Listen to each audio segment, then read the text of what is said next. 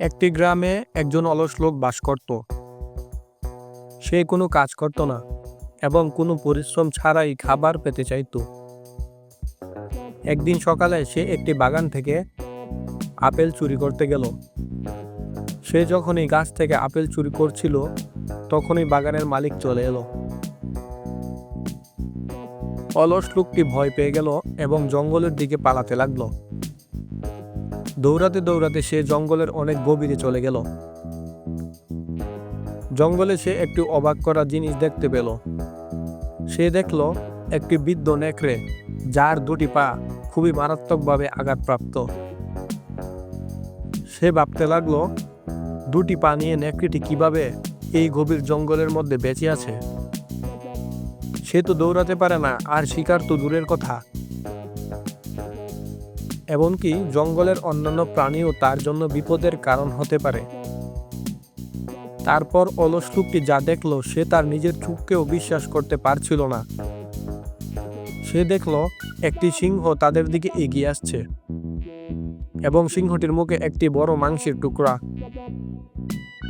সে ভয় পেয়ে একটি গাছের উপর উঠে গেল এবং দেখল সিংহটি মাংসের টুকরোটি এনে নেকড়ের কাছে রাখলো এবং নেকড়েটি মাংস খেতে লাগলো।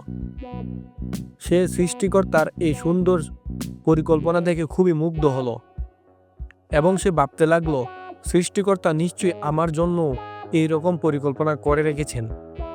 তারপর সে একটা গাছের নিচে গিয়ে বসে রইল, এইটা ভেবে যে কেউ না কেউ এসে তাকে খাবার দিয়ে যাবে। সে অপেক্ষা করতে লাগলো এবং 2-3 দিন পার হয়ে গেল, কিন্তু কেউ তার জন্য কিছুই নিয়ে এলো না। সে হতাশ হয়ে খাবারের উদ্দেশ্যে হাঁটতে লাগলো। হাঁটতে হাঁটতে রাস্তায় তার সাথে এক বিজ্ঞ লোকের দেখা হলো। সে ওই বিজ্ঞ ব্যক্তিকে তার ঘটনা খুলে বলল এবং বলল, সৃষ্টিকর্তা যদি ওই নেকড়েটিকে সাহায্য করতে পারে তাহলে আমাকে কেন সাহায্য করছে না।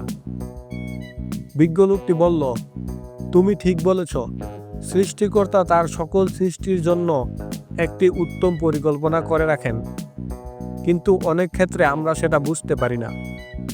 যেমন সৃষ্টিকর্তা তোমাকে ওই বৃদ্ধ এবং পাবিহীন অক্ষম নেকড়ের মতো রাখতে চান না, তিনি চান তুমি যেন ওই সিংহটির মতো হও। লোকটি তার ভুল বুঝতে পারল।